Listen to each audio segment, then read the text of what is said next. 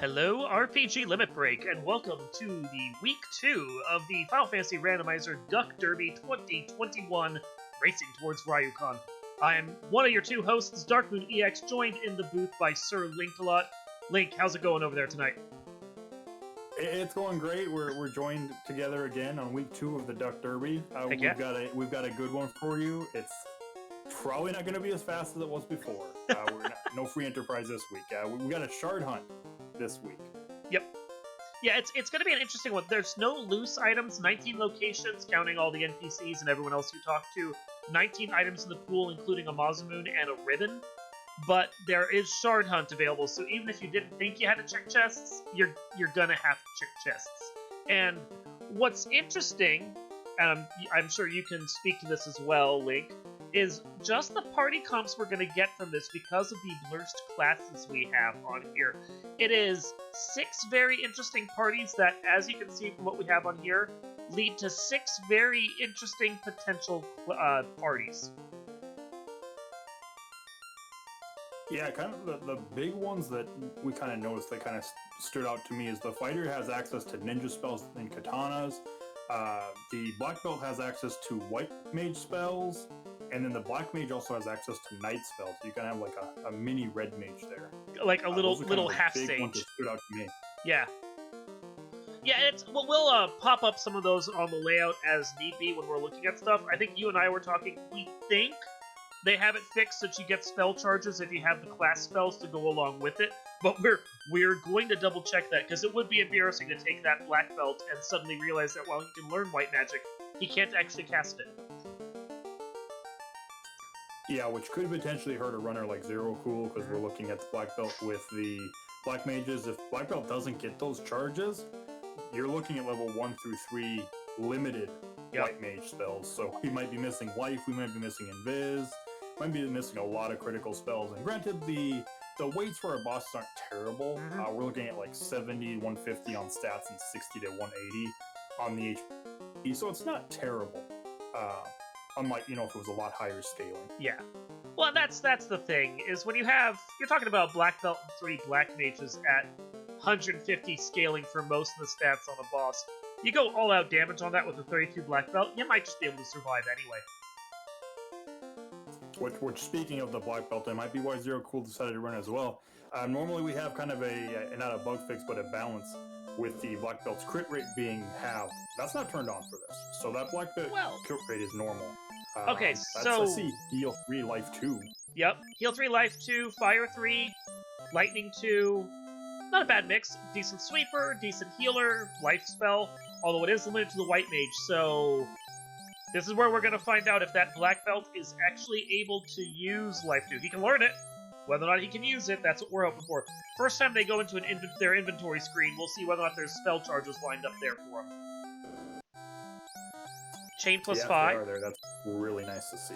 And yeah, chain plus 5. That's pretty much, that's almost end game armor. Like with these weights, better armor you're not going to say no to, but you really don't need it with chain plus 5. Well, and it's a nice bonus. Your red mage can learn it as well. So in the case of Cosbot and Fryteeth, that's good armor for both of them to carry them through the end game.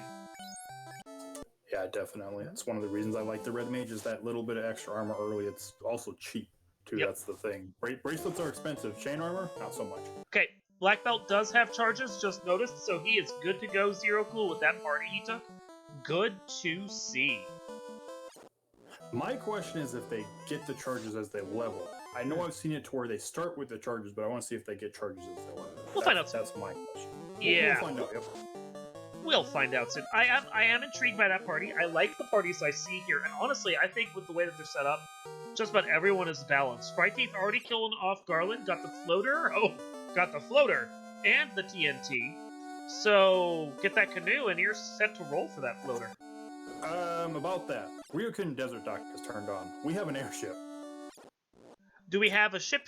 Free ship and canal. So we can already get to the desert, and we can get that airship immediately. So it's probably still not going to be as quick as Free Enterprise, because we've got all sorts of encounters, but this is going to go a lot quicker when you already have that airship. So I'll see what you say on this matter. I think even if I could get to the floater that quickly, I might still go hit Provoca first and just get that cranked out while you're there, because you're in the general region of it before bothering to wander off and do my floater thing. Like, I'm not sure that the time gained from going and doing the floater first really is that substantial.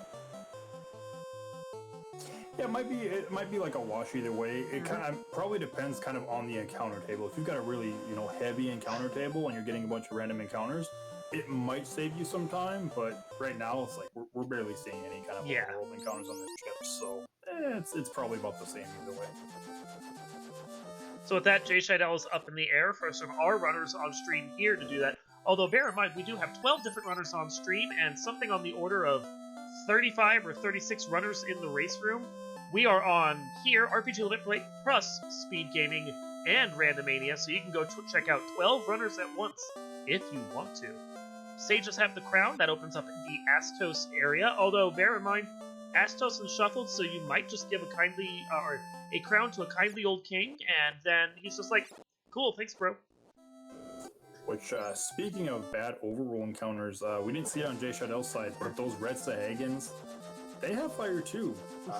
They didn't quite wipe, but then we got the Kaizokus right afterwards, and that fighter couldn't get away, so a little bit of a reset and a little bit of time loss. Fire 2 is a spell you don't tend to worry about in the end game, but when your characters are only, like level 3 right now, maybe at best, that's a deadly spell. Yeah, that is not something you want to see this early. Oxyale puts... There's access to a... Actually, no. That is not access to a dungeon. We do need the canoe to get there. Yep.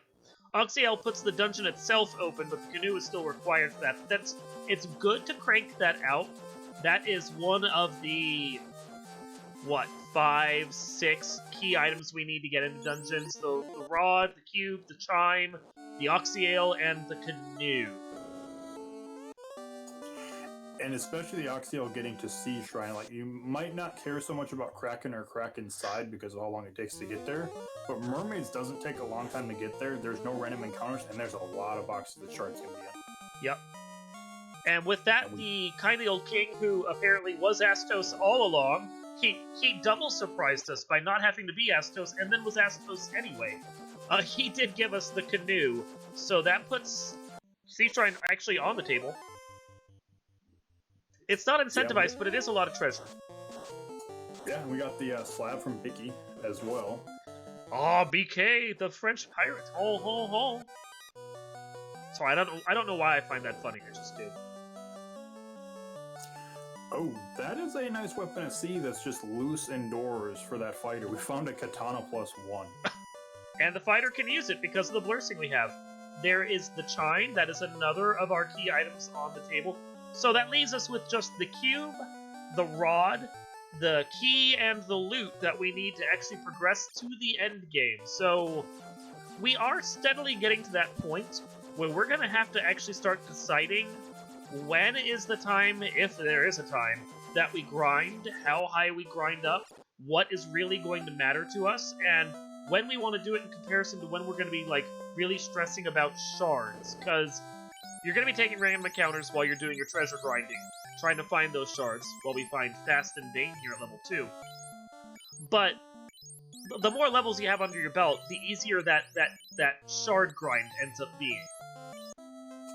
Yeah, and speaking of that, that's kind of where normally we're used to kind of the experience gains being based on the key items. In this case, they're actually based on the shards, so every... You cut out there, Link. 8 shards you get the bonus. Yep. Yeah.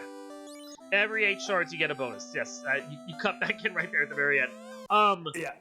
Well, it's actually every shard. It's just you don't have to get like the kind of the break point. Every shard does give you the small Interesting. Bonus. So 8 divided by 50. Every shard will actually give that to you. So yeah, it is kind of interesting. We have a lot of the world open to us right now. A lot of what kind of treasure dense, high level locations. It's kind of one of those things. If you've got the right sweepers and everything like that, going into something like Sea Shrine or Mirage Tower, just to check those rich treasure locations and get high experience encounters that you might be able to clear, might not be a bad idea, and kind of a gamble you need to kind of break away from the pack when you have this many runners. Okay, so that was the rod at the item shop and a gold +3 for sale here at Provoca, so down to just like 2 or 3 items we need at this point for our go mode. knowing, as you said, that it's basically 12.5% per shard. Is 12? Did I do that math right? Hold on. 25 for 4? No, it's like 6.125. Try to do math on Twitch. I am so sorry, everyone. But anyway, 6% per shard. Like, you've got access to a bunch of areas. You don't have the key yet, but depending upon where you're going and where you're doing your searches right now, you'll probably find it soon. Volcano Armory, maybe the middle floor of Ice Cave, maybe go over to Ordeals when you get a chance, because it's incentivized, and go hit that top floor. Get a few shards under your belt so that when you actually find a tile you want to do, you're getting however much bonus experience that is, and then it'll pay out a pretty penny. I think what what a good play I think would be in this case, with how many treasures are there, and kind of the spells we have, would be Waterfall. There's a lot of undead in there. We have access to Fire 2 and Fire 3 right now. Yep.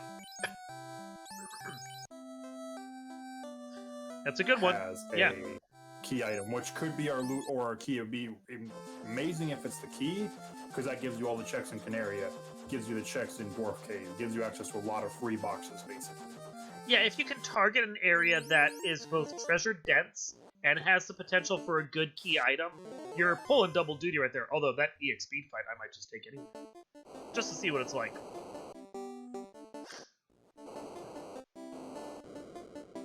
Jason, I'm gonna come here, probably find this. Nope, not even checking the tile. Not gonna see what that there are Sahags there on the fire elemental tile.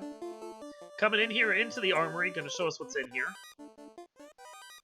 I know we saw it earlier. It was kind of quick. I believe there's a few shards, or at least the one shard. It might be another one. We got a mute +2 shirt. Opal shield +1. Wear sword +4. That's something the thief can swing, I think. Isn't it? I believe, yes, the thief can swing the wear sword. Not that he seems to get. No, he actually gave the wear sword to the fighter. I wonder if Jay Shadell checked the blur thing then.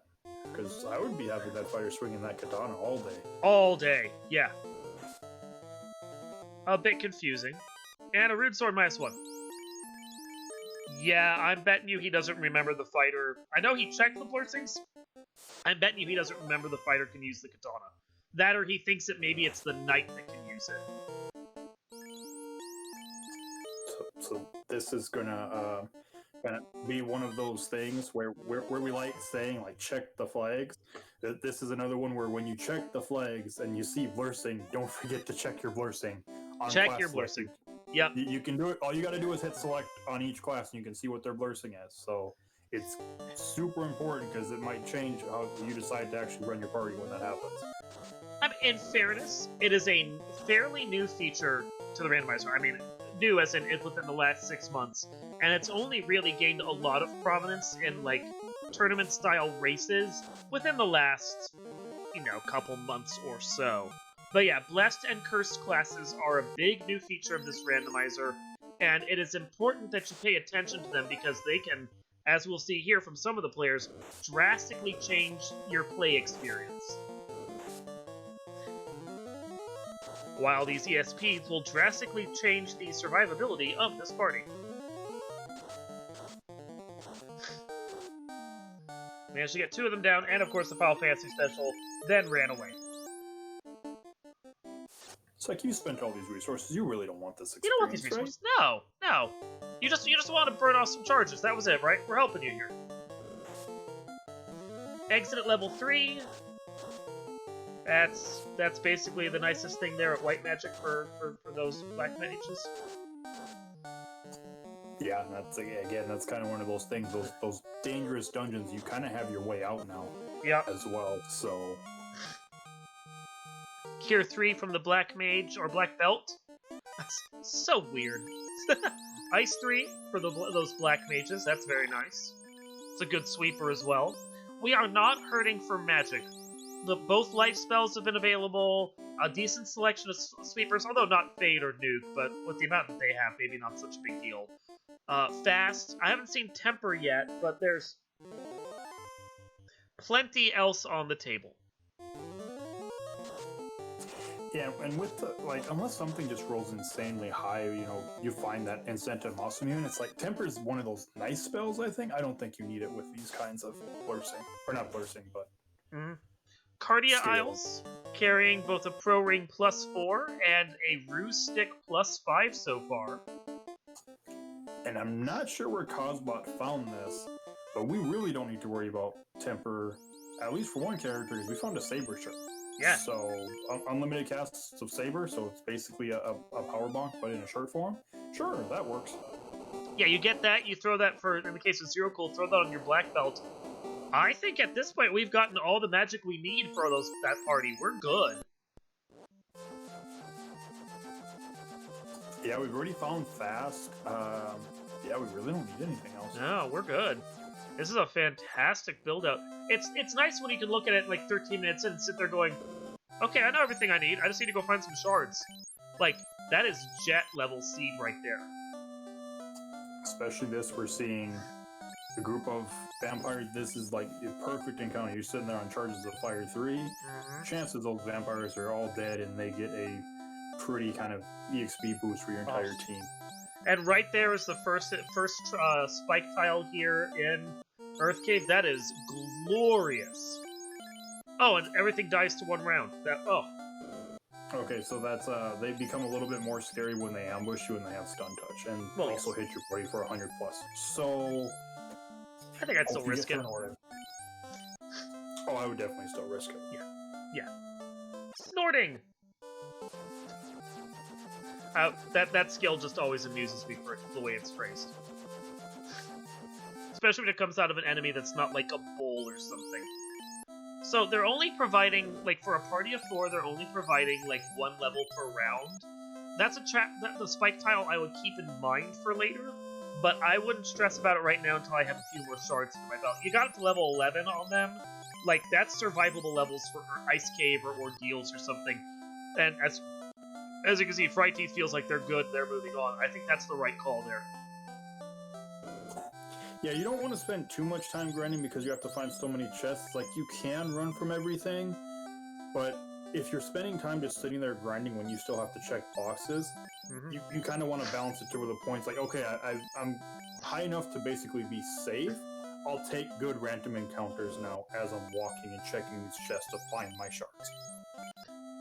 So we do, just as a point of order, we do have a ribbon found also at the bottom floor of Mirage.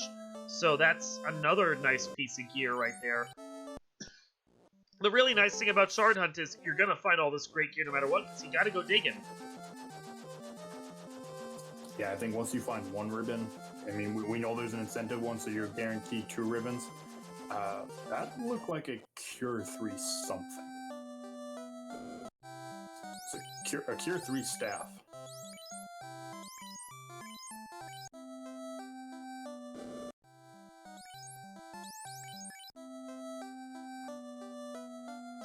So Ice Cave kind of paying off so far right now with that Cure 3 staff, because not going to say no to unlimited cast of Cure 3. Greater than, less than room didn't really look like it had too much, so kind of the important stuff was Mirage 1, it looked like. Yeah, it looked like. Yeah, the Cure 3 staff is nice, just because if you have nothing better to do with one of your characters, you just make sure that they have Cure 3 on them for a battle, and then they can just continually heal your party while the rest of you are actually doing real work. It's kind of nice. Well, the even bigger thing is, hopefully it doesn't end up like this, but we've seen a Ruse stick already. We've seen a Saber shirt. We've seen a Cure 3 staff at this point. Yep. Technically, unless something one-shots you, you really, or, double nuclear, or something like that, you have a low party, technically have all the resources you need if something terrible happens in Topher to try to, like, man mode it with whatever character is up.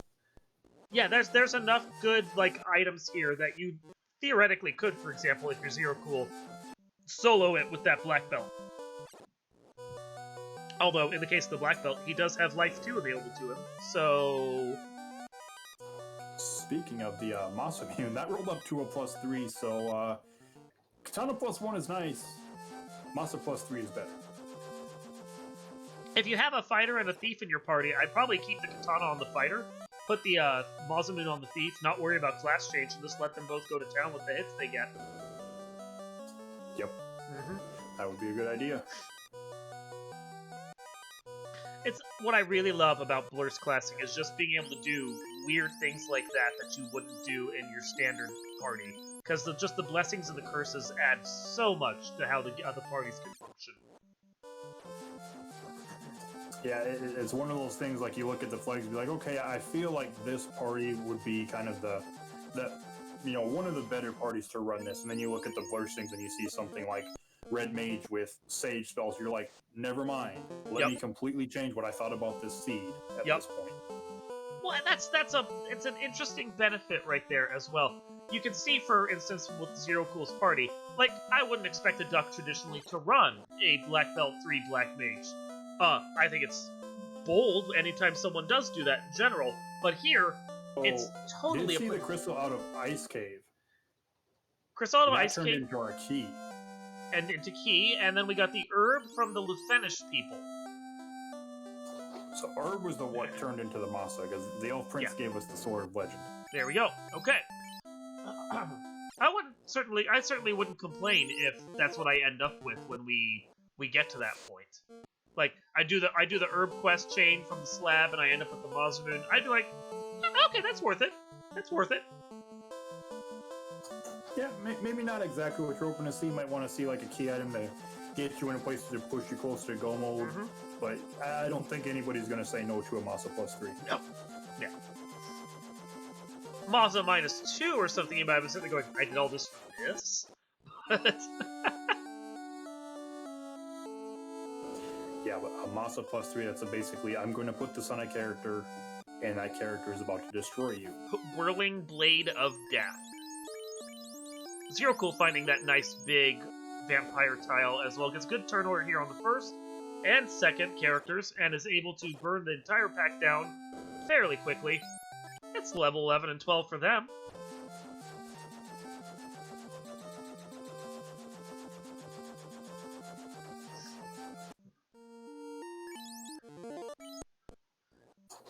And kind of what I guess we're about to say, I don't believe we've seen Waterfall yet. I don't think we have.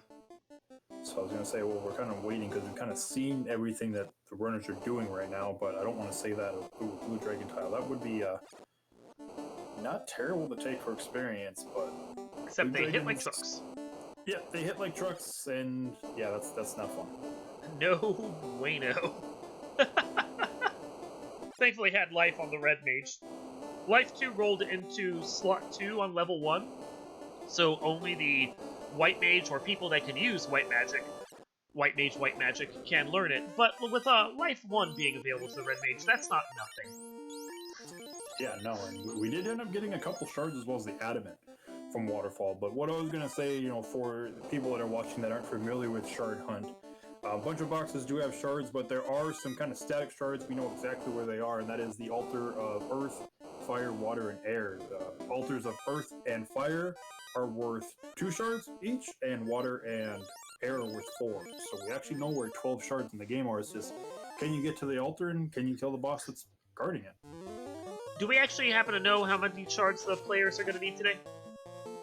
They are going to need 28 shards today. Okay. So perfect. Technically, if you can get to all the bosses, only need to actually find 16 shards if you want to then just kind of go into a go mode and basically blitz the dungeons. Which, I mean, you and I both played the co-op tourney on different teams, but I think that's a strategy you and I are both familiar with right there. The idea that, since you know where the bosses are, you really don't have to dig as much as you think you might when you have 28 shards on the table.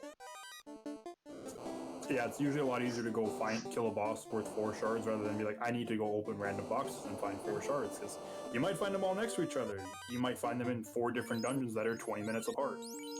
And with Warmech not being required, only being on patrol this time, even having to go up to Tiamat to get the shards out of that boss doesn't feel as bad, all things considered.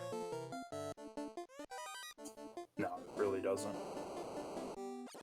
So the Agama tile is Sea Troll Sea Snacks, and they have Stun Touch, and that's gross. So... Yeah, I'm not sure which had the Stun Touch, if it was the Troll or the Snakes, but yeah, that is not a happy tile, and something you might have to be a little wary of in Topher. as well as just going into Sea Shrine too. As well. So that's the third time I've seen a blue stake on one of the players' screens. I'm betting you the blue stake, the T-Rex there, is an early encounter here out of Lufane area. Like, maybe first slot, even?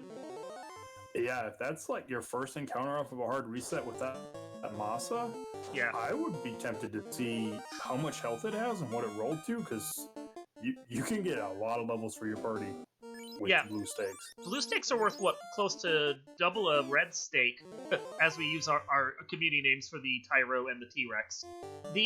But they did look like it hit hard, but if you have a few levels under your belt and you're just looking for a quick top-off, I could totally see sitting down for a steak dinner. Oh, definitely. And we'll see. We've got our first boss on the table. We've got a carry, and yeah, it's a good idea that you're using that ruse, because that carry's not playing around hitting the thief for 5 hits for 292. Having the ruse stick, though, I think that easily puts most of these fiends on the starting fiends on the table, because it's like, as long as you can get that ruse off, you have a whole lot less to worry about from them. Yeah, we got one ruse, and that fight only took about 60 damage, and now we've got the extra stack of ruse, so almost hit capped. I mean, even if carry does it, it's not going to be that bad. And I mean, you have a fighter that just swung for 600 damage. Yeah, like that. So carry's about to be dead. Part of that is the fact that the Masamune +3 is just ungodly. I think it actually, the Masa's already close to capped, and that just basically fully caps it off. But it's also just the fact that the fighter, even with like, I think they're like level 12 or level 13 right there, is already like pretty good with a Masa.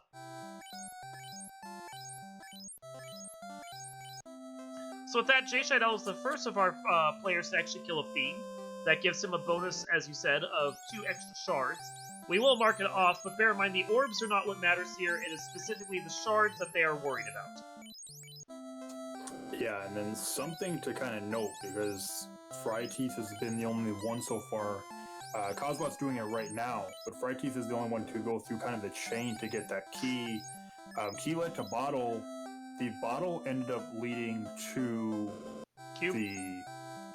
the ruby. Oh!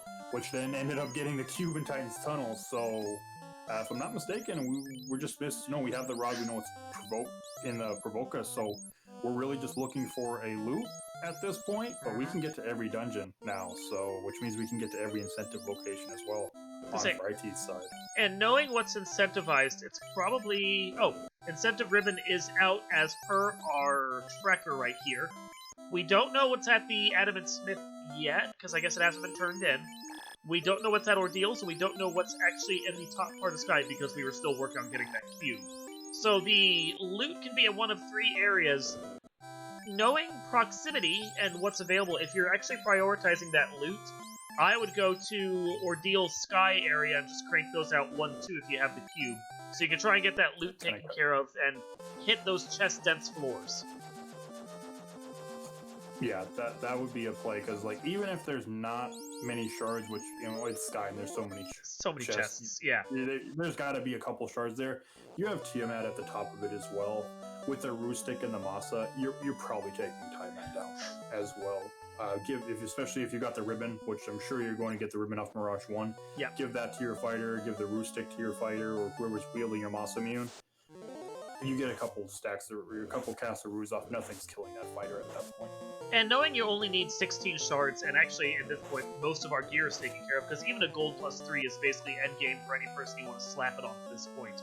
The thought I have, if you're going, you're going to clear off all of Ordeal's top floor, because that's what, like 8-10 chests right there. That's all along your path. You just do it. But for Sky, Mirage 1. And because there's 10 chests there, even though it's a little bit of a walk, I would probably go do Mirage 2. I do just half of Sky 1 as I walk past it, skip all of Sky 2 because it's way too spread out, and hit the chest-dense floor of Sky 3, especially since you have Warp, to get all of that cleared out. And that would be all I would do in Sky.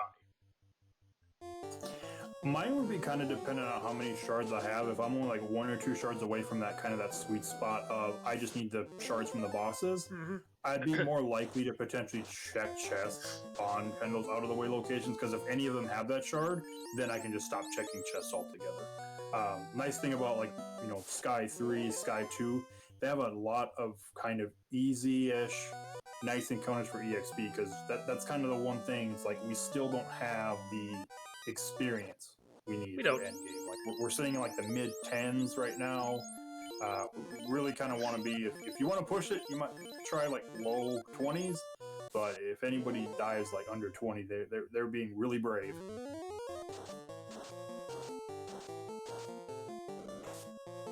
I think for the fighters, like anyone who has a fighter comp in their party, and especially Jay Scheidel with the two warriors of fighter and thief, I think it could push low 20s.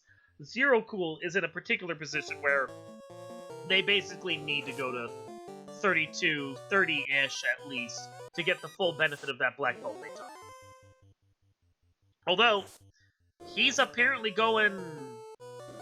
Well, he was soloing. He's going two-man right now, which is going to help dump a lot of experience on his characters. Be a lot less to worry about there. Yeah, I kind of like this idea right now. It's just like you've got the black belt, you need the levels. You're going into kind of a nice rich, just bring the black mage up just in case. The only part I don't like about this right now, I'm not sure if Zero Cool hasn't seen the Sea Troll Sea Snakes in Volcano yet. That's the scary part. If that encounter happens, you've got a kind of a high likelihood you might take a wipe right there. Well, those sea the lobster was not playing around. They just absolutely obliterated, I think, that unarmored black mage. I mean, lobsters do that. Lobsters are kind of one of those, you don't think too much of them, but typically they can kind of roll high on the strength, and when they do, they start hitting like trucks. And snapped them like a twig. Yeah. Yeah, when there's 4 to 5 of them, even if you've got a fighter in like heavy gear, and they're taking 50, 60 damage, that stacks up really quick. In my opinion, and Zero Cool's doing it, you already know how bad those lobsters are going to be, and you know they're not really damaging your black mage or black belt right now. Don't bother bringing them up, and just take a chance on it, I think. If you can get through this, you're going to dump so much experience on your black belt, you're not really going to have to stress over it. But yeah, it's funny, we're at the 30-minute mark, and we are really prioritizing what our end game is going to be. And that is something I think you need to start thinking about if you're in this tournament right now. You've got over 30 players in the pool with you. There's going to be someone who takes a risky bet and is able to make it work. So you've got to think, how quick do you want to go to your go mode? How fast do you want to be like, I'm done grinding? What is your cutoff? If I was Jay Scheidel, I like the party that he took. We were discussing this before the match started, and that was the party I suggested taking. Fighter, Thief, White, Black. But I also said that at a certain point, I knew that I would just drop everything except the Fighter and the Black Mage, and just kind of let the two of them roll. Yeah, it's kind of one of those things, like, before the Duck Derby, we had the Duckling Boot Camp for 8 weeks, and we kind of went over this. One of the hardest things to teach, because you can't really teach this, is when you're ready for Topher. Because it's not so much of a, this is the seed, this is when I should be running Topher. It's purely a comfort level and how well you know the game. It is. What are the scalings? What do you feel comfortable running at? Because, what one player might be comfortable at, the next one's not. And it could even be something where as you're running a 1v1 against somebody who is better than you, you might have to risk a Topher where you're not comfortable, and maybe you get lucky and it was a really easy Topher, or you find out, hey, it's a really rough Topher, I need to go get levels, I need to find equipment, but they're going to have difficulties too at this point. And there's a certain level of deep knowledge that comes with playing 2 or 3 years of the game, which is at what point do I know I can stop worrying about my levels? Because even though I'm not at the point right now where I'm going to be, just what I have to do to finish out the game is going to give me the rest of what I need. And as an example, I played Chaos Rampage flag set a little earlier this week, and I thought I was good with the levels that I had, but by the time I got to Topher, I was easily 10 levels higher than I needed for the bosses that were there. Sometimes you can't tell, and even when you think you've got a handle on it, you can play it entirely wrong. So, in a tournament setting like this, you've got to find that balance between what your gut says and what you think you can risk. Yeah, especially if you're trying to place high in this. When you've got, I think, let me double check. I'm pretty sure it's 35. I think it's probably we've got 35 runners. So when you have large things like this, you kind of have to do something that's unorthodox to basically kind of get yourself that minute lead, that 50 seconds that somebody else didn't do, because that's really all it can take to be the first one across the line. So everyone, like, basically we're at this point where we know just about where everything is, except for the loot, and I wouldn't be surprised if we find the loot right here in Sky Palace. We did find a Dragon Armor +4, so if we decide we want a class change, well, that's on the table now. Wow. I think that's the other key item we're missing. We're missing tail, we're missing loot, and we're missing the incentive ribbon. I think, our tracker DVS mentioned that we already found the ribbon? Oh. I'm double-checking he said that, but I'm double-checking the notes to see where it is. Okay, not incentive. So not incentive, okay, yeah. So then that means that between the Smith, Ordeals, and Sky, we're gonna get the tail, the loot, and the ribbon. And of those three, the one that I don't care about at this point, based on the blursting and what I already have, is that, tail. I mean, even, like, the Dragon Armor's great, but at 150% scaling, I kind of feel like I could live just with a ribbon and a gold bracelet +3. Yeah, it's kind of one of those things, like, if the tail ends up being in its, vanilla location Ordeals, that means, unless you find shards there as well, Ordeals was a bust of a play. Yeah. And even then, you probably need to find, like, 2, 3, 4 shards for it to actually be worthwhile. Basically a dense location where it allows you to skip one of the other dungeons. And we found our incentive ribbon, that's our Sky. Okay. So that means that loot... could be off of Adamant? Yep. Adamant or Ordeals. So if I don't have Adamant, which Frighteeth doesn't, I think Ordeals is my next play. If I have Adamant, knowing the construction of the overworld and how close I actually kind of am to Dwarf Cave where I was at right there, I think I go and I check Dwarf Cave because that's a fast check because you only have to talk to the top dwarf. I don't think I want to do Ordeals until I know I have to, just in case it's that tail that I kind of feel like I don't need. Yeah, and the only reason I would see them, like, I guess, skip Ordeals is they haven't been to Waterfall area yet, which means they also haven't been to Sea Shrine yet, which Sea Shrine has as many chests as they have. If Frighteeth's prioritizing Sky right now, it's probably because of the dense chest locations. Yep. You're looking at, how many shards am I going to get out of here? So what else do I need to be looking for? So we would see more likely potentially going over to Sea Shrine to get everything. And which is going to put you in a waterfall, which will get you the adamant. Then you kind of have to make that decision. Do I spend the time to fly over to Dwarf Cave to just turn this in? Or since I'm in the area, do I do Ordeals right now? And from the fact that Frighteeth is basically fighting everything, not even using Warp, or I say that and then they run away from 4 Chimeras, they are definitely using this as a spot to pick up their levels as well as whatever shards. So this may honestly just be a full clear simulator for them. Yeah, and this is kind of a little scary on Zero Cool's side. Those lobsters, I said the damage adds up. It does. So it's like, he needs to kind of make the decision on, are you going to try running or are you going to try taking them out at this point? And the unfortunate thing is, like, yeah, we have some great sweepers for everything except, this particular dungeon we're in right now. Fire 3, Fire 2, not going to work out so well for you. What you really want, honestly, is that Lightning 2 I think we found at, what was it, level 2? Yep. Yeah. I believe so, yeah. It's going to do way more damage against those lobsters than the Fire 3 just because they resist fire, but are weak to lightning. It's, again, you gotta know the various details about this game, and yeah, it makes sense. Lightning on water enemies, sure, but just how much stronger it is over a level 3 spell that they resist is crazy. Oh, Lightning 2 is level 1, so it shares the levels with Fire 3, but that's one of those things, like, you see different elementals, if you got the spell slots and the money, it's not terrible to just pick them up in cases like this, just because it's like, hey, these resist fire. Well, they probably don't resist lightning, though. And something that was beat into me when I first started this was knowing how good each of the sweepers are. Fire is generally considered one of the weakest. Yes, it's great against the undead, but in general, more stuff I think resists it than doesn't because of that water dungeon and all the various other places. Getting it is great, but if like when you have to prioritize, I usually prioritize lightning over fire. But in a particular instance like this, where they're both sharing slot 1 and you're not doing much else with that money, I would probably buy both. Yeah, you kind of have to ask yourself, where are you going? You know, if you need to buy a sweeper, it's like, I'm going to Sea Shrine, you have to pick between fire and lightning, you're probably picking lightning at that point. Knowing where you need to go and what you need to do is important.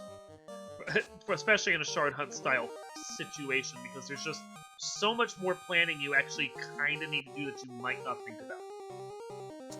So, I'm not sure if I missed this or not, and, you know, I'm not seeing it on our tracker, so I'm wondering if maybe it just didn't happen, but I know I saw a Cosbot down at Northwest Castle area. The tracker says they have the adamant, but I didn't see them going to Dwarf Cave to do a turn-in on the Smith. But it looks like they're going to Waterfall at the same time, so maybe they don't have the adamant.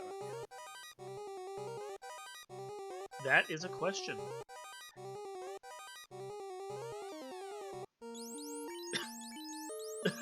our tracker is just like, I don't know.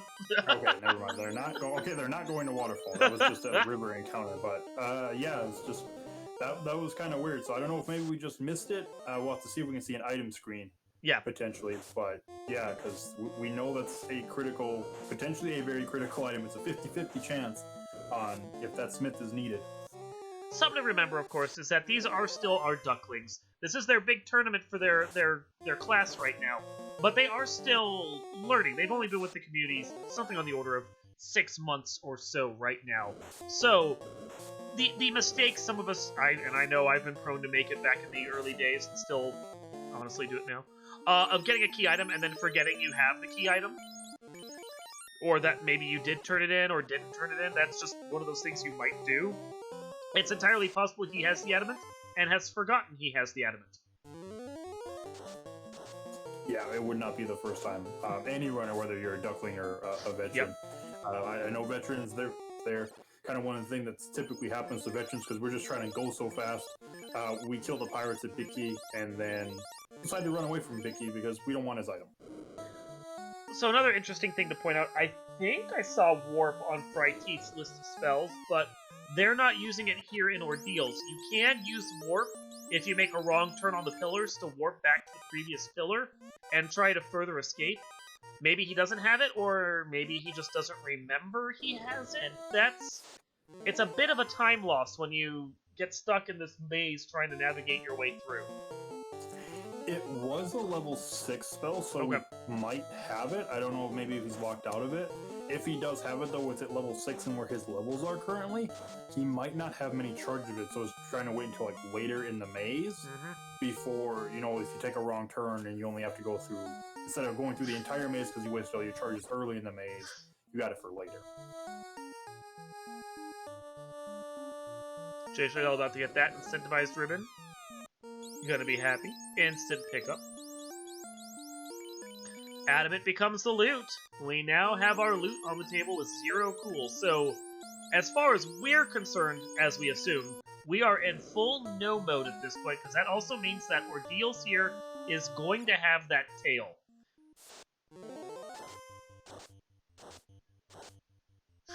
So that means kind of Fryteeth making this play. We'll see if any shards are here. I've seen a Pro Cape. There's one shard. Ooh, the Hold X. Ooh. That's probably more shards. Another ribbon that kind of makes this worth it. Yeah, I mean, you've got the Dragon Armor and you've got some kind of critical equipment for a class change. Yeah. So this isn't terrible. Like, it's not what you're looking for, but you're probably not going to be upset by finding a single shard plus the ribbon. Yeah. And then your class change when you have that kind of equipment sitting there waiting for you. Yeah, it is the question of whether you want to spend the time to class change. You have exit, so it's not quite as big of a time loss right there as it could be, but, like, whether or not class change is really worth it this is another one of those gut instinct kind of things. Yes or no, maybe so, that's up to you as the player.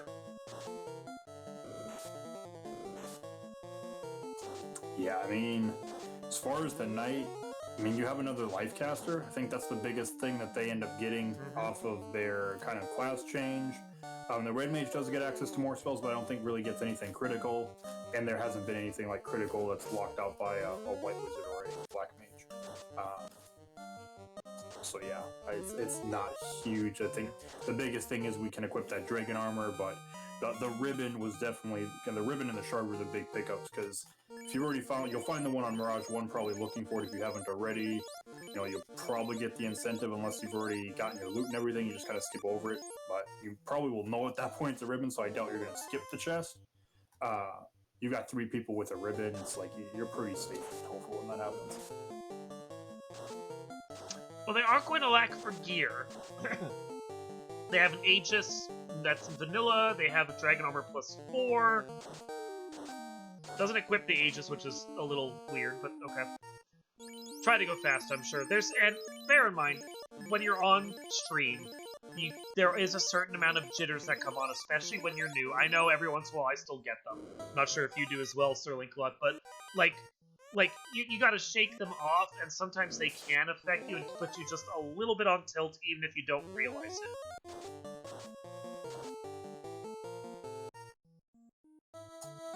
I mean, it kind of depends on, as far as me, when it comes to the jitters, it does kind of depend on, I guess, the race and what it means. For the most part, especially when I'm racing somebody that's, you know, like, better than I am, it's not so much jitters, because it's kind of one of those things I get to see where I stack up, so it's like, I'm trying to put forth my best effort just to see where I am at when it comes to that. Yeah, but I've been also not racing Final Fantasy 1 randomizer for as long, but I've been racing other randomizers for a couple of years, so it's just like, there's a lot of experience when it comes to, you know, getting rid of jitters and just kind of relaxing once the race starts and just kind of focusing on what needs to be done. So we're about to see Cosbot go and tackle Kraken 1. I almost said Kraken 2. Kraken 1 here. Kraken 2 comes later. And he, if successful, will get their 4 shards out of this. Kraken 1, though, can, even with a well-equipped party, can be a scary fight.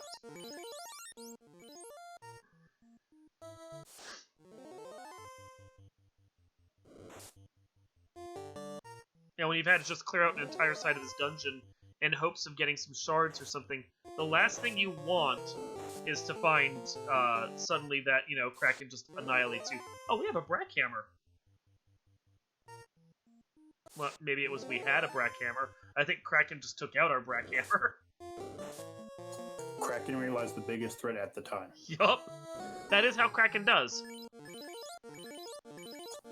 Kraken 1 realizes where the biggest threat is at the time. Kraken 2 realizes what the biggest threat is to chaos at the time. Which is typically your solo lifecaster. Yeah, solo lifecaster generally, although someone with a Brackhammer is definitely going to put Kraken on edge. The game just knows. The game always knows. Meanwhile, we have Jay Scheidel here taking on Tiamat 1. Not sure where we are shard-wise with all of our players, but I would not be surprised if we start seeing people finishing up any time now in the race room, although obviously, for spoilers, we will not be sharing when people start finishing until we have people on stream finishing, because we want to keep the surprise of all of this going. Yep, and if you're watching one of the other restreams and somebody does finish before the runner's here, try to just keep it to yourself, and so we don't have any spoilers or anything like that. Let's keep this pristine for right now. This Tiamat is, I wouldn't say they're putting up a fight. I mean, you have the thief up front to just, you know, take the damage and not worry about it. But they're definitely not going down to the Banes they're trying to cast against it. Bane having a slightly lower chance to hit, but still. So I did see Fryteeth's menu here. I don't see the Orblet, so I'm guessing Fryteeth has not killed Kraken yet. But Fryteeth is sitting on 24 shards, so soon. That means we just need to kill a Kraken, and we're sitting at 28, so we can dive Topher. And their build out is great. I take that back. I take that back because I made that mistake in the co-op. The Double Dragon. We're still missing a loot, so Fryteeth cannot. Yes. But does have the adamant. So can't just prioritize the last couple key item areas, which I was gonna say, they should basically know at this point where it is, because there's only one turn-in left for that. Oh no, not true. They haven't done their, herb turn-in yet.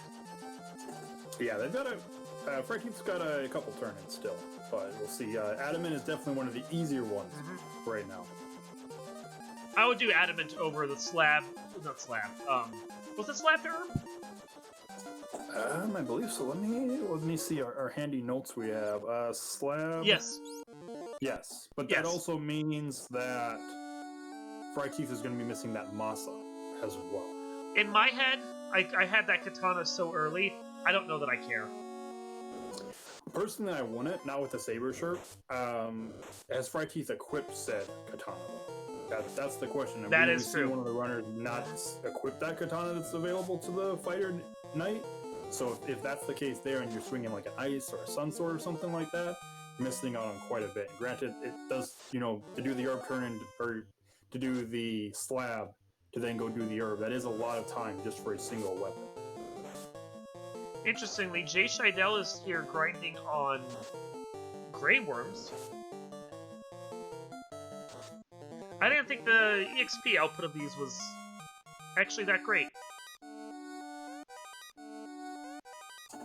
Might not be the greatest, but it's kind of one of those, it's good enough. I mean, he's killing them quick, and they aren't really doing that much damage to them, so it might just be the right balance at the right time.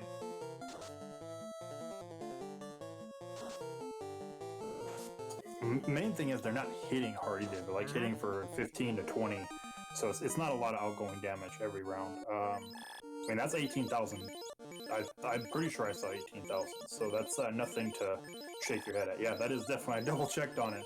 It's definitely 18,000 experience, so yeah, that's more than enough experience. But Fryteeth, having taken down Kraken 1, is in Shard Go mode, still looking for the loot now. Hopefully for them, they are swinging a good weapon, and they decide to go to the Adamant turn-in, since we know that's where they need to be. If they follow the slab route, they'll be rewarded with a Masamune, which is great. But that will feel like a time waste if you have the katana in your inventory. Yeah, I think that's one of the things at that point, you're like, okay, definitely have my endgame weapon, I'm not worried about Topher whatsoever. Yeah. I need the loot. Where's the silly loot? Or, whatever instrument if you got multi-instrumental Sarah. The silly loot, isn't that the ukulele? I mean, I've seen a ukulele once or twice. With our multi-instrumentalist Sarah. I actually don't know what our musical instrument is this time around. I haven't seen anyone's inventory to see. I'll have to pay attention when somebody goes to turn in that Adamant and see if we can catch it. Heck yeah.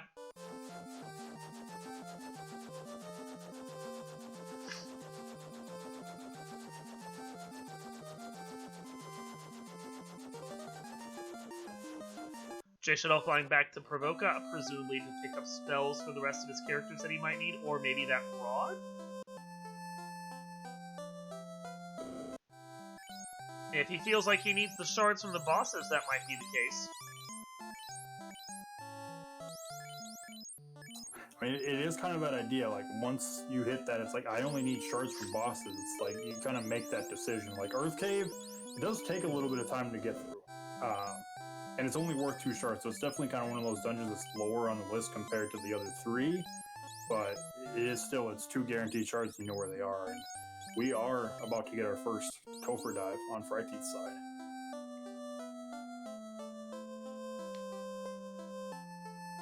And they have done their loot turn-in, so they were in go mode all along. Oh wait, no, that's not where the loot is. That's a little deeper.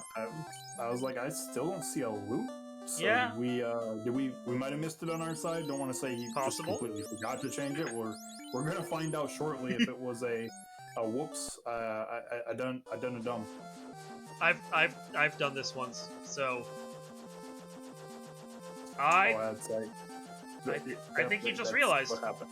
Yep, he just realized it. Yeah, so definitely this is something that runners do. I brought it up that in a co-op, so it wasn't just myself that forgot. Looks like we've got an oboe is our instrument of choice today. Our tracker writing a note to us, vindicated. Oh yeah. We know they didn't have the loot. You're good. But no, this is something even veteran players like the Double Dragon Championship. So myself and Thunder, we both forgotten until we both got to that room basically at the same time. It's like, oh, missing something. We're missing something. Yup. It's kind of one of those things when it's key items, you're only worried about the key items, and in shard hunts, like I need these shards, and you're not even thinking about the fact that you might need, depending on what options in Topher is set, that you still need that loot and that key. We're gonna switch audio now over to Frighty. Get them set up here.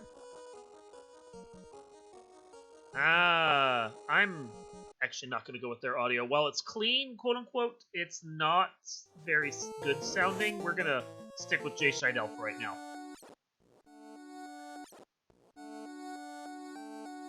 I want to be able to use Cryteeth's audio, but it's coming in a little staticky, and I'd rather have something clean for us tonight.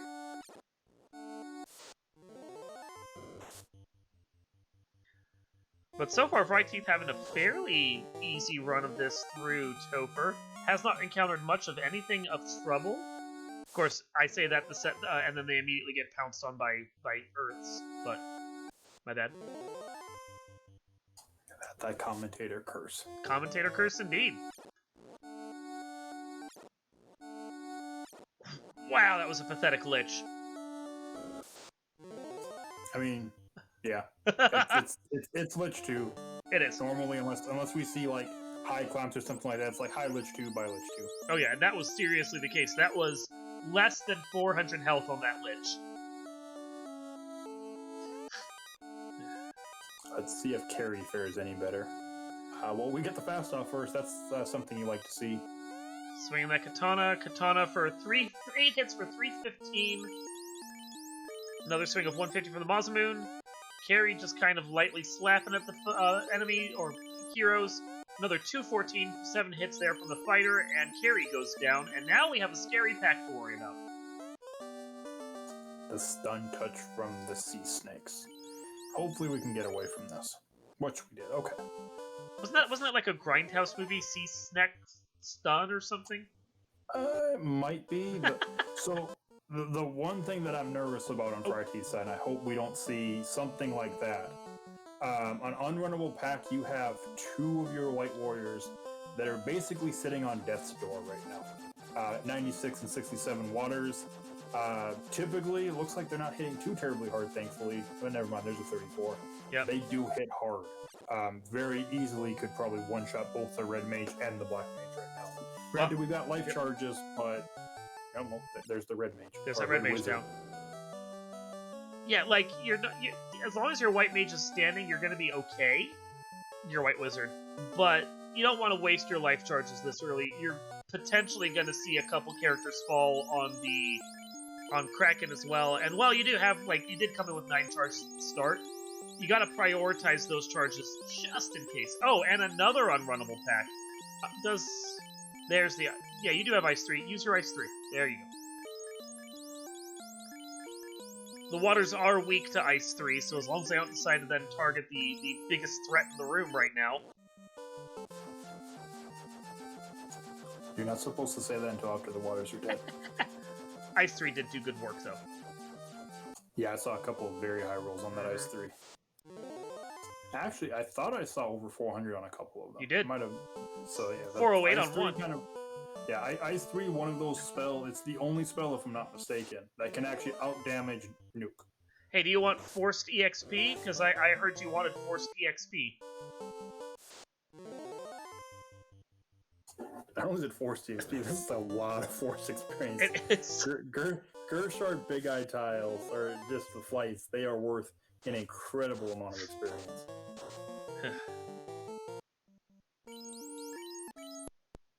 And the Black Mage is gonna live. Not by much, but yeah, the Black Mage is still living. Yeah, 8,000 for an entire party. That's, probably don't want to see it right now. You're just like, hey, people might be finishing, or if they aren't, they're getting close. Come on, I want to fight Kraken too. I don't want to fight you anymore. Keeps the fighter up front, but has the ruse stick on them. Probably not a bad call in that particular case, because in this instance, especially when you're going to cast Ice 3 at us, okay. The fighter is going to be fairly well protected, and in most cases would be the one that Kraken is going to swing at, because he's up front and is a 50% chance to be hit. So you just keep him defended and let everyone else do a little bit of buffing and work for a little while, then your fighter can come out swinging. Although Kraken only getting hit for 2 hits and 72 damage, it's a bit of a high absorb, high evade right there. Yeah, 4 for 171 from the Knight. That was better. We had a crit. And okay. Well, Not even sure that counts as a glass cannon. That was actually... Yeah, I want to say that was almost below vanilla, if not below vanilla. Very kind Kraken, all things considered. And vanilla is kind, considering how many fixes there are in this game to improve what was supposed to be working in the original game and was not. Yeah, and this teammate, on the other hand, not so high on the absorb. I believe I saw like an 8 for 480, so that Tiamat at most is almost half dead, or third dead. We've got a Bane though, so goodbye, Black Wizard. Yep, did lose the Black Wizard, but that is and then something immediately annihilated the Red Mage. I missed just how much damage that was. Tiamat smacked it for like 230. Oof. It's a little frightening. Just a little bit. Looks like Zero Cool is also in Topher. We're gonna get our first on-screen Chaos fight right now. Oh, Cosbot's making his... I didn't see that. Cosbot's also quickly making his way through Topher's already on Kraken 4. Jeez. Well, when you only need specific key items and it's just shards, that's the way it goes.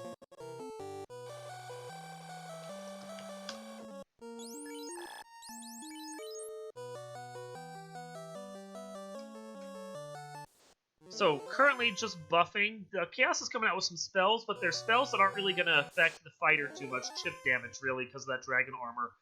And that, honestly, that Red Mage with that Masamune plus 3 is outperforming the fighter with his Katana plus 1 or 2 or whatever it was. He, just massive damage at times coming out from that Red Mage. That is lovely. Swing with 2 warriors and let them go. Yeah, get Invises up just in case, Chaos does have a nasty melee. Mm-hmm. But there's another 248. There we go. And then, there's the GGs for Fryteeth. GGs indeed. That puts Fryteeth with an official racetime.gg time of 59 minutes, 28 seconds, just coming in under an hour. That is good enough in this big pack of runners for 5th place, being beaten by Deadpulse, Pizza, Guardian Marcus, and Saracen. That's our 1 through 4. So Fryteeth GG on your 5th place. Considering how many points are on the table, that is going to be a very nice payout for you tonight. Yeah, we'll see when everybody finishes, kind of where Fryteeth ends up. And I'm going to see if we can get Fryteeth in for an interview. And we're waiting on that. We're seeing Tia 2 on Cosbot's side, as well as Carry 2 on Zero Cool's side. Jay Shidell did just get their loot, or Opal, I didn't see which one.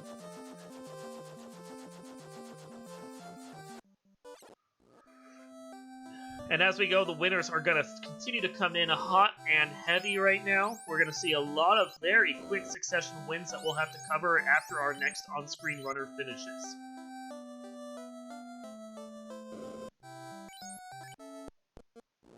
So I have a call out to Fryteeth to see if they want to come in for an interview. Meanwhile... Can you hear me? Oh, hey, there you are. I didn't even notice you'd already in the booth with us. Look at you. Stealth.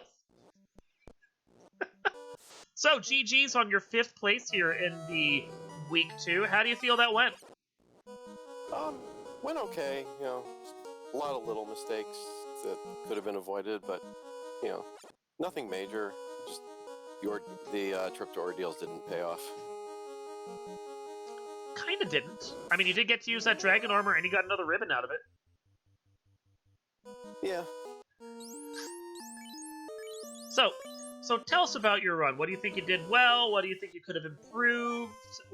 How'd you feel about the flag set? Give us some thoughts on this. So, of all things, getting the floater that early probably threw me off because I made a number of mistakes later on in the seed. taking too many overworld encounters, going back and forth to on-rack. And it was because the early floater, I just never figured out the encounter table. So, it's like I said, short hunts are okay, but I mean, I definitely prefer a black belt seat where I can, just punch things for 2,000 or 3,000. Okay, we do have Cosbot here up against Chaos, getting his buffs out, his ruse, his fast, getting prepared and ready to go. Not sure exactly what his build out is equipment-wise, but he is unpromoted. Did not decide to get that tail, probably figuring out where it was and just didn't care. So he's gonna, at best, he's gonna be swinging a Masamune if he has it. Continuing to buff, get the sabers out, get the invises out. Chaos destroys his Black Mage, fighter swings for 444. Ice 2 comes out, chip damage against all that don't care, because they both have ribbons, I'm assuming. Another hit for 480, 7 hits there. 9 hits for over $1,000, and that's it. 3-hit chump, and Chaos is kissing dirt. That's an official racetime.gg time of 1 hour, 2 minutes, 29 seconds, putting him in 7th place. Coming in just behind Rubes at 1 hour, 1 minute, 18 seconds. So I'll try and get an interview in with their link. Do you have questions for Frighty? I'm thinking about some right now, but not at the exact moment. So how'd you feel about the Blurst classes? Did they affect the kind of party you're gonna do? Because I think you had, what, basically a fighter rainbow? Yeah, that's what I've been running in most of my practice. I was really tempted to take the black belt with the white magic. But it felt like a trap to me, so I didn't. But I like the Blurst classes, it makes things fun. It does. What felt like a trap about that to you? Because I like to grind up black belts, and I knew if I had the black belt with me, I would probably run all over the place looking for a grind for it, and lose time that way. I think if you'd just taken them to maybe 24 or so, you would have been fine. The Masamune rolled up.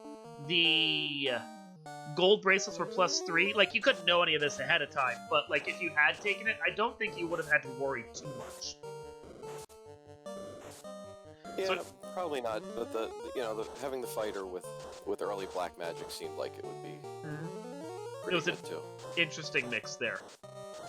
So we got Zero Cool here up against Chaos as well, getting their buffs out. Already lost a Black Mage to, I think, a spell, honestly. But he's continuing to work. He does have a black belt here. He is equipped with the levels and the gear that he needs. Continuing to ruse just in case. But with the ribbon, that chip damage is just going to be chip damage. And we're going to soon start seeing him smack out with that black belt as soon as he's ready. Another saber just to be on the safe side. And as soon as we're done with this fight, we'll drag in Cosbot as well to get them into their interview along with. Still buffing. I think this is going to be like a one-punch chaos by the time he finally decides to unleash. 10 hits, 876, close. Nuclear does kill the Black Mage. Still keeps the black belt up though, not going to worry about that. Second hit over $1,000, and that will be all she wrote for Chaos.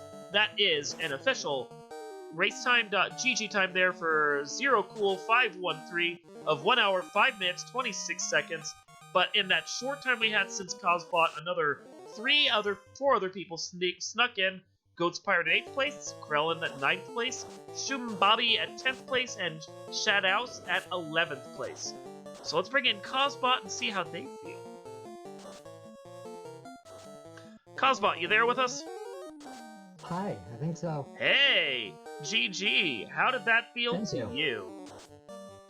It felt, I never thought I'd be so terrified to get the floater so early, but it really surprised me and threw off my whole idea of what the seed was going to be like, but I think I managed to pull it back together enough. So tell us about your run. What did you like? What didn't you like? How do you feel that went? Like I said, I felt thrown off right at the beginning just because I wasn't expecting a floater. There were a couple times when I just kind of got a little off my track and couldn't remember where I was supposed to go next. but I really liked seeing all those shards in the water dungeon and in Sky Fortress, because I was getting nervous that I was going to have to jump into ordeals, and I was not looking forward to that. Seemed to work out for you. We are also joined now by Zero Cool here in the booth. Zero Cool, you got 12th place here. GG's on that. How do you feel that went for you? Well, I thought I was making some pretty good pace there. Yeah, I decided instead of just simply trying to hunt for all the shards in the boxes, I tried to fast mode as much of the bosses that I could. I mean, in fairness, that's a strategy both Linkalot and I have done in our various shard hunts, so it's a workable solution. I think in this particular instance, it was the path of the key items and knowing where go mode was that really defined, like, first place to 12th place. Yeah, I ended up, well, I feel at least I didn't go on too much of a wild goose chase, so I still didn't get, like, all the items. I think I was trying to get my black belt a few levels and just could not find that grind spot I wanted to put them in.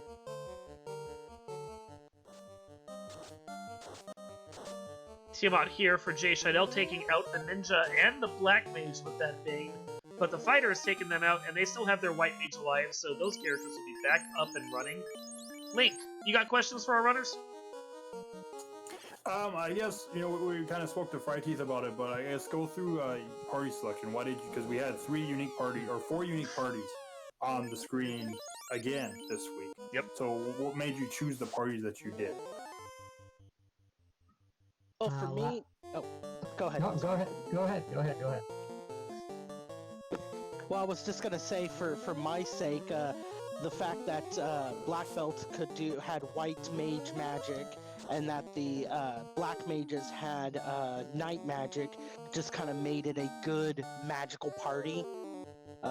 Hopefully, it would have been good if would have had like an earlier nuke or something, but that's what I was kind of aiming for.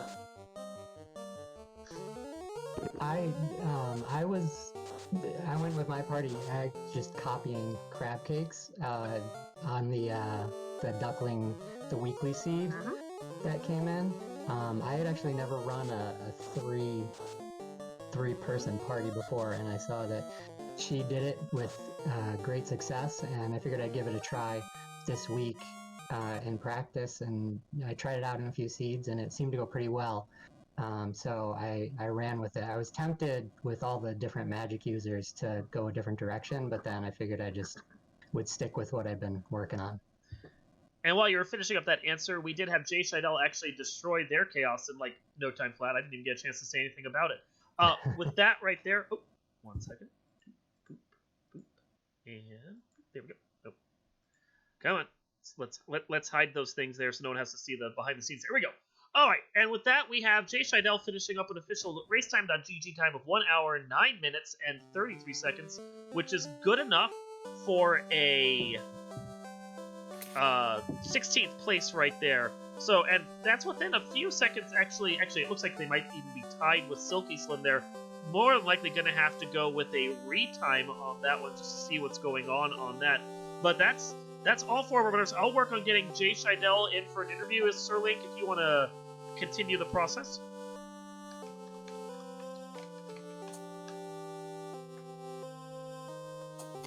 Yeah, I know we kind of spoke about it. It's like, how many seeds have you all seen where, so I know this one we had the early floater, and with the Ryukin Desert dock turned on, and free canal and free ship is just pretty much, 2 minutes in, 2 or 3 minutes in, you already know floaters available. Did you consider maybe just checking Provoca first before going and getting your floater or your airship at that point? Or is it just immediately like, oh, time to go get my airship and be done? I kind of felt like I had to go get the airship at that point, and it was really confusing to me because I can count on probably one finger the number of seeds I've done where I didn't go to Provoca after killing Garland. So it, like I said earlier, it kind of just threw me off a little bit, but it was definitely nice to have that freedom.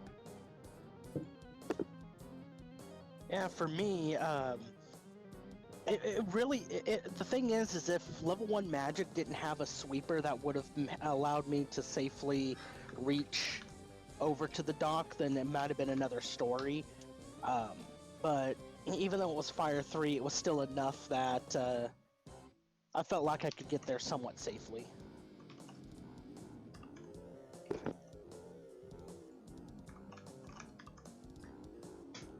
Did anyone find anything odd about this seed? Anything about the fiends they fought that worried them or didn't worry them, or maybe just the way the magic loaded out?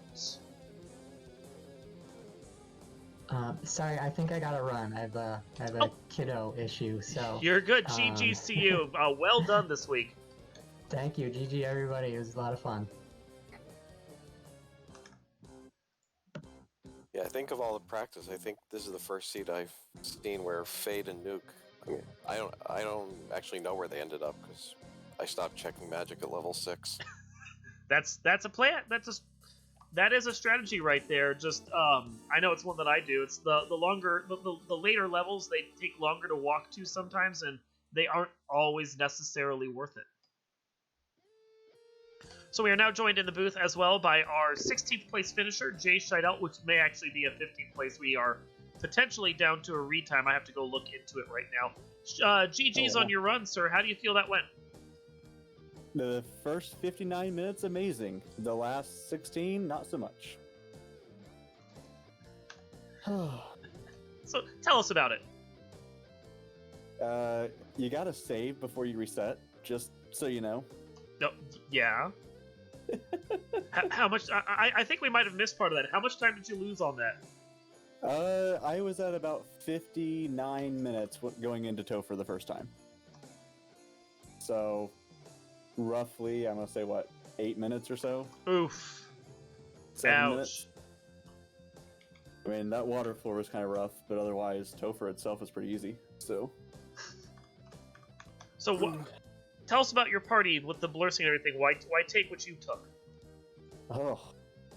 It's what I'm used to. I really was tempted with the black belt. White spells on it, who knows what you could have gotten. But Thief to run, I know I'm going to get the levels. I've been finishing these seeds usually in the low 20s. So take the fighter, then white black so you have everything. Just safety, basically. Link, you got any other questions for our runners? No, that's kind of it. That we kind of covered it all pretty good, I think. Cool. Well, let's do final thoughts then for the runners we still have in the booth. We'll go in order of finish time. So, Teeth, final thoughts.